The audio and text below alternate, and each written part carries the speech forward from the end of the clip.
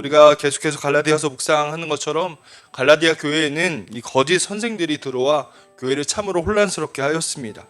거짓 선생들의 교회 안에 들어온 것뿐만 아니라 성도들에게 거짓 복음을 전함으로 교회가 어려움을 겪고 있었다는 것입니다.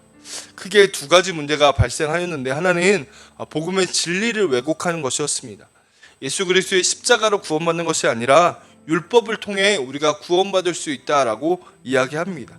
특별히 믿음이 아닌 행위로 할례를 통해서만 우리가 구원을 얻을 수 있다라는 거짓된 복음을 전하고 있었습니다. 갈라디아 교인들의 바울을 통해 복음을 듣고 하나님을 알고 복음을 경험한 사람들이었지만, 이 거짓 선생들로 인해 복음이 허락하는 자유가 아니라 다시금 마귀에게 종로를 타게 되는 삶으로 돌아갈 것을 염려하게 되었습니다. 이것이 앞선 4장 1절부터 11절에 나오는 이야기입니다. 두 번째 큰 문제는 갈라디아 교회와 이 바울과의 관계를 깨트리게 되었다는 것입니다. 이것은 오늘 12절부터 20절까지 오늘 우리가 읽은 본문에서 이야기하는 내용입니다. 여러분, 거짓 선생들이 복음의 능력을 떨어뜨리기 위해서는 그 복음 전한 바울이 가짜다, 사도가 아니다 라고 하면 되는 것이었습니다. 그래서 바울의 사도가 아니라는 것을 강조하면서 바울과 갈라디아 교회 사이를 이간하고 있습니다. 실제로 17절을 보면 바울이 너희를 이간시켰다라고 이야기하고 있습니다. 바울은 이러한 상황으로 인하여 크게 염려하고 있었습니다.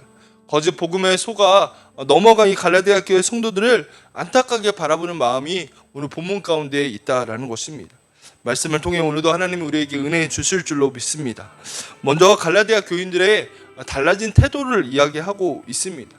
바울이 어떤 이야기를 하냐면, 너희가 이전에는 나에게 이러지 않았다라는 말을 끊임없이 반복하고 있습니다. 그러나 너희가 거짓 선생들에게 거짓 복음을 듣고 태도가 달라졌다라고 이야기합니다. 오늘 본문에서 그 이야기를 합니다. 먼저 12절을 보면 이렇게 얘기합니다. 형제들아, 내가 너희와 같이 되었은즉 너희도 나와 같이 되기를 구하노라. 너희가 내게 해롭게 하지 아니하였느니라 라고 얘기합니다. 너희는 나를 해롭게 하지 않는 그러한 사람들이었다라고 말하는 것입니다. 해가 될 만한 일은 하나도 없었다라는 겁니다. 13절과 14절을 보면 이렇게 얘기합니다. 내가 처음에 육체의 약함으로 말미암아 너희에게 복음을 전하는 것을 너희가 아느니라. 너희를 시험하는 것이 내 육체에 있으되 이것을 너희가 업신여기지도 아니하며 버리지도 아니하며 오직 나를 하나님의 천사와 같이 또는 그리스도 예수와 같이 영접하였도다 라고 얘기합니다. 여러분, 이 13절과 14절은 바울이 가지고 있던 육체의 약함을 이야기합니다. 여러분, 우리가 잘 아는 것처럼 사도 바울은 육체의 약함, 고린도후서에는 이것을 육체의 가시라고 이야기합니다. 그의 질병이 무엇인지 정확히는 알 수 없지만 많은 주석가들이 대부분 간질과 같은 질병을 앓았을 것이라고 얘기합니다. 그리고 바울은 10년 동안 전도 여행을 하면서 몸에 엄청난 고통을 받았습니다. 40에 하나 감암매를 5번 맞았고요, 태장을 3번 맞았고 배에 파손하는 일을 3번이나 경험했습니다. 그래서 많은 사람들이 이야기하기를 아마 바울은 10년 동안 전도여행을 다니면서 다리를 절고 다녔을 것이라고 이야기합니다. 여러분, 이러한 상황이었기 때문에 바울의 몸이 온전할 수 없었습니다. 겉으로 보았을 때 사도처럼 보이지 않았을 것입니다.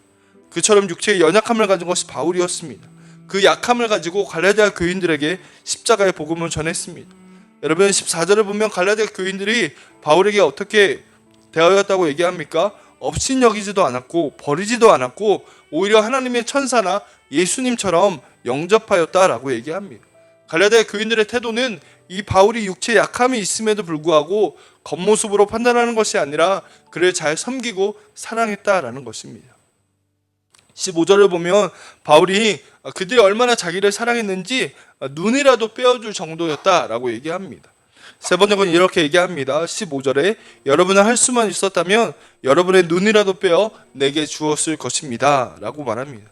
여러분, 우리도 이런 말 하지 않습니까? 간이라도 빼주겠다, 이런 말 할 정도로 귀하게 여긴 것이 바로 갈라디아 교인들이었다는 겁니다.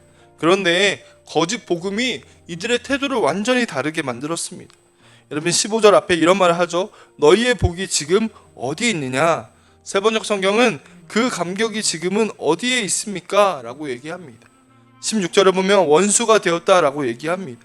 여러분, 이 거짓 선생들의 열심으로 전한 거짓 복음으로 인하여서 성도들이 미혹되어 이들의 태도가 완전히 달라졌던 것을 우리가 보게 된다는 것입니다. 바울의 육체의 약함까지도 덮어주면서 섬기고 사랑했던 그들이 한순간에 달라진 태도를 가진 이 상황을 보며 바울이 얼마나 당황했을까요? 여러분, 이 본문은 우리에게 무엇을 이야기합니까? 우리가 십자가의 복음을 더 붙들어야 되는 이유를 이야기해 주고 있다는 것입니다. 왜냐하면 우리 주변의 상황이 그러하기 때문입니다. 여러분, 우리 주변에서 보여지고 우리에게 들려지는 소리는 어떠합니까? 붙드는 가치와 세상이 말하는 소리는 십자가의 복음과 완전히 다른 소리들입니다. 더 큰 것, 더 많은 것, 더 높은 것을 자랑하는 시대이기 때문입니다. 여러분, 아무것도 아닌 것 같지만 끊임없이 들려지는 복음이 아닌 것들이 우리가 진리에서 멀어지게 할 수 있다라는 것입니다. 진리가 아닌 거짓으로 가득한 이 땅 가운데 우리가 살아가고 있기 때문입니다.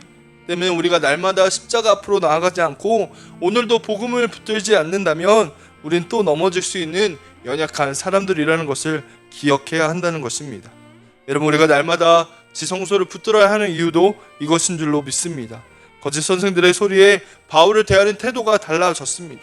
이간하고 나누어지게 했다라는 것입니다. 왜 그러합니까? 생각이 태도와 행동을 만들기 때문이라는 것입니다. 여러분, 이 새벽에 우리가 거룩한 결단으로 나아가기를 축복합니다. 우리가 십자가 복음을 더욱 붙들게 하여 주시옵소서. 거짓 소리에도, 거짓말에도, 거짓 진리에도 우리가 절대 넘어지지 않도록 정말 분명한 진리, 십자가를 붙드는 은혜를 허락하여 달라고 주님을 찾고 구하는 우리가 되기를 축복합니다. 한 가지 더 주목해야 되는 것은 바울이 이러한 갈라디아 교회 성도들을 포기하지 않았다는 것입니다. 왜냐하면 그들을 사랑했기 때문입니다. 여러분, 19절을 보면 이러한 말로 시작을 하지요. 제가 읽습니다. 나의 자녀들아, 너희 속에 그리스도의 형상을 이루기까지 다시 너희를 위하여 해산하는 수고를 하노니 라고 얘기합니다. 여러분, 바울이 이 성도들 어떠한 마음으로 대했는지 이 호칭에서부터 알 수 있습니다. 나의 자녀들아 라고 얘기합니다. 바울은 다시 해산하는 수고를 하겠다라고 얘기합니다. 여러분, 해산하는 수고를 우리 권사님들, 여자분들은 경험해 보셨죠? 저도 아내가 아이를 낳을 때 여러 가지 영상과 글들을 보았는데 어떤 분이 이렇게 글을 썼더라고요. 트럭이 배를 밟고 지나가는 느낌이다 라고요. 여러분, 엄청난 수고와 고통이 해산하는 수고에 있습니다. 바울이 그와 같은 수고를 마다하지 않겠다는 겁니다. 그런데 오늘 19절에 주목해야 될 단어는 다시라는 단어입니다.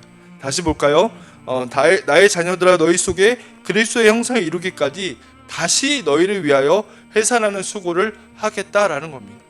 저는 말씀 묵상하면서 이 다시라는 말을 굉장히 주목하게 되었습니다. 바울이 수고로 복음을 전했습니다. 그런데 이들이 거짓 복음에 넘어갔습니다. 그런데 바울은 그들을 미워하고 정죄하고 화를 내는 것이 아니라 내가 너희를 위해 다시 수고하겠다, 다시 너희를 위해 해산하는 수고를 하겠다라고 이야기하고 있다는 것입니다. 끝까지 포기하지 않고 거룩한 열심으로 그들을 용서하고 그들을 진리 가운데 세우겠다라고 이야기하고 있는 것입니다. 이런 바울이 정말 답답한 마음이 들었을 것입니다. 1차 전도여행 때 교회를 세우고 애를 쓰고 믿음으로 세웠는데 거짓 선지자로 인해 그 모든 복음이 망가져 버린 것처럼, 사라져 버린 것처럼 느껴졌습니다. 여러분, 얼마나 화가 났는지요? 20절에 이렇게 얘기합니다. 우리 20절은 같이 한번 읽어보겠습니다. 내가 이제라도 너희와 함께 있어 내 언성을 높이려 함은 너희에 대하여 의욕이 있음이라. 아멘. 언성을 높이겠다, 큰 소리 치겠다라고 이야기하고 있다는 것입니다.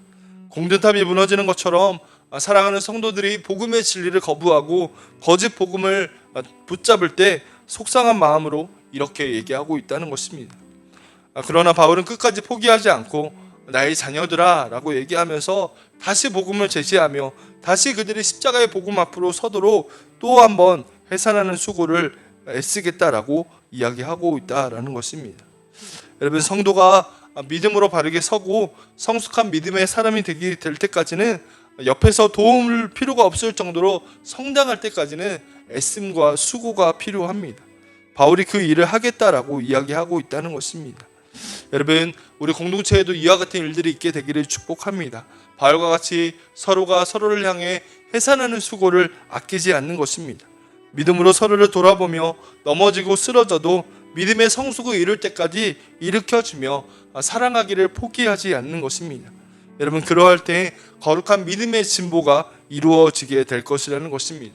바울이 자녀와 같이 여기며 그들이 거짓 복음에 넘어갔을지라도 끝까지 복음 안에 설 수 있도록 포기하지 않았던 바울과 같이 우리 공동체 안에 그런 거룩한 애씀과 노력이 있어서 하나님이 기뻐하시는 거룩한 믿음의 공동체로 세워지는 은혜가 있기를 간절히 축복합니다. 기도합니다.